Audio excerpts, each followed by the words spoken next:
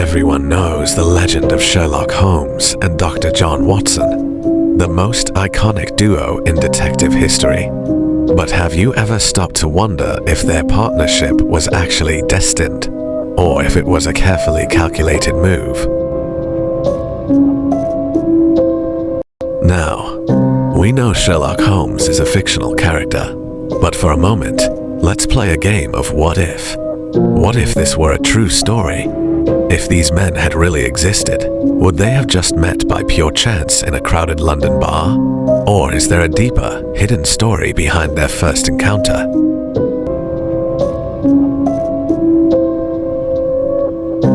Welcome back to the SL Brainscale YouTube channel. Today, we are investigating a compelling theory. Was the meeting between Holmes and Watson truly an accident? Or was it a masterpiece of strategy by the world's greatest detective? Let's set the stage.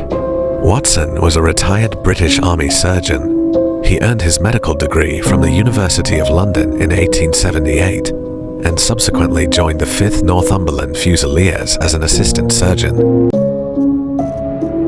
However, the war brought him nothing but misfortune. During the conflict, Watson suffered a serious shoulder injury from enemy fire. He spent months battling between life and death. Once he finally recovered, he was sent back to England with a modest monthly pension to live out the rest of his days. Back in England, Watson had no family, no close friends, and no partner. Living off his small army pension, he checked into a London hotel. But as time went on, he realized that hotel life was far too expensive for his budget. While he was contemplating where to find more affordable lodging, he had a chance encounter with an old acquaintance at the Criterion Bar. This meeting with his friend Stamford is the foundation of the relationship between Watson and Holmes. Now, who was Stamford? Back when Watson was working as a doctor at St. Bartholomew's Hospital, Stamford had been one of his subordinates. Watson was delighted to run into him. He shared his grim experiences from the war and admitted he was desperately looking for a new place to stay. And that was when Stamford remembered someone, Sherlock Holmes. At that time, Holmes had also found a place to live. But because the rent was quite high, he was actively looking for someone to share it with. Honestly, doesn't it feel a bit too convenient? Thanks to Stamford's intervention, Holmes and Watson crossed paths and eventually became the legendary tenants of 221B Baker Street. I'm telling you this story because I want us to look at it differently, as if it were a true historical account. If you view it through that lens, their meeting seems almost too perfect, too serendipitous. But I strongly believe there is a hidden narrative here. Let's look at the facts. We are given a clear picture of Watson right from the start, his background and his profession, because Watson is the narrator. But we only learn about Sherlock Holmes through the information Stamford provides. Now, Stamford and Watson weren't best friends, but they had a history, having worked at the same hospital. For Watson, who had been living in isolation, bumping into Stamford felt like a stroke of luck, especially since he was seeking a solution to his housing problem. But consider Stamford's reaction when Watson poured his heart out about his struggles. He didn't offer the standard, "I'm so sorry to hear about what you've been through. It's wonderful to see you again." Instead, he immediately asked, "Well, what are you going to do about it?" That is quite an unusual response to a friend's trauma. It makes me wonder, was there more to Stamford's behavior? Usually, if someone already knows your story, they might be more blunt, but this felt calculated. Let's keep moving through the story and see. When Watson mentioned he was looking for a place to stay, Stamford immediately replied, "That's funny. You're the second person today to tell me that. Stamford gave an interesting answer. Someone working in the hospital laboratory who was also looking for a roommate to split the costs. Watson, without hesitation, jumped at the opportunity. In his state of desperation, he was ready to move in with anyone just to solve his immediate problem. He didn't even ask who he would be living with. This is perfectly human. When we are in a crisis, we look for immediate solutions rather than considering the long-term consequences. Stamford looked at Watson with a hint of hesitation. He warned him, "You don't really know Sherlock Holmes yet. You might not want to make a friend out of him." Both Holmes and Watson were looking for a roommate, not a friend. Even when Watson asked who the roommate was, Stamford didn't just drop the name Sherlock Holmes. Instead, he painted a glowing picture of the room and the living arrangement first. He knew Watson didn't know anything about Holmes, so he used a subtle strategy. Think of it this way. Imagine you need a dress for a party in 2 days. You're stressed because you can't find one. A friend says, "I know a place. It's beautiful, very popular, and they have a great discount right now." You'd naturally want to go, right? Your friend then adds, "But I'm not sure you'll like the location. It's a bit far." Since you're desperate, you'd say, "I don't care how far it is, as long as I get the dress." That's exactly how Watson felt.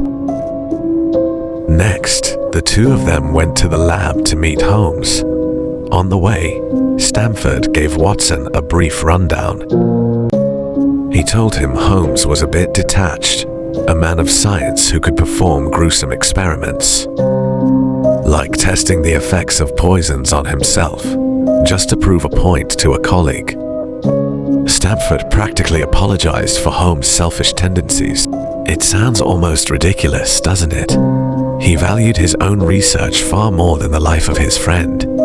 This reveals another sinister aspect of Sherlock Holmes's character. When they finally arrived, Holmes was in the middle of a scientific breakthrough. He had discovered a new reagent that could identify bloodstains with absolute precision. A discovery that would revolutionize forensic science. He was ecstatic. Stamford introduced Watson, and Holmes immediately noted and said, "You've come from Afghanistan, haven't you?" Watson was stunned. But Holmes moved on instantly. He didn't care about Watson's personal life or his story. He was entirely focused on his discovery, even during their discussion about the flat. Holmes laid out his own quirks. He played the violin. He smoked. He was temperamental, but he never asked Watson a single question about himself. As a detective, Holmes knew that choosing a roommate required knowing someone's character and background. Yet he chose to live with Watson without knowing anything about him. It's truly baffling. If we look at this critically, Sherlock Holmes' behavior is highly suspicious. He was a brilliant, observant, and far-sighted man.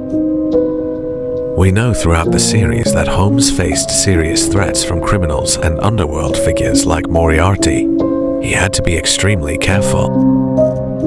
So, why would he choose to live with a stranger? Because Watson was the perfect fit. Moreover, Holmes was a master at maintaining a vast network of information, from noblemen and police officers to carriage drivers, street children, and even the vagabonds roaming the city. He utilized everyone to gather intelligence. Given his reach, it certainly wouldn't have been difficult for a man like Sherlock Holmes to track down someone exactly like Dr. Watson.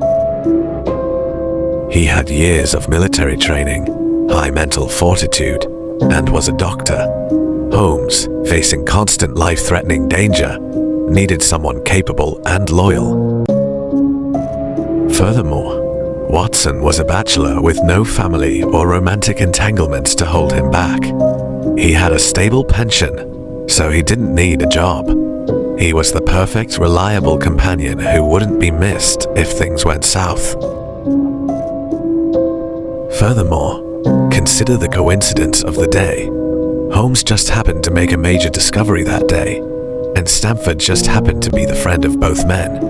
Holmes, a master of gathering information from all levels of society, certainly could have found Watson. Even the way they started working together suggests a plan.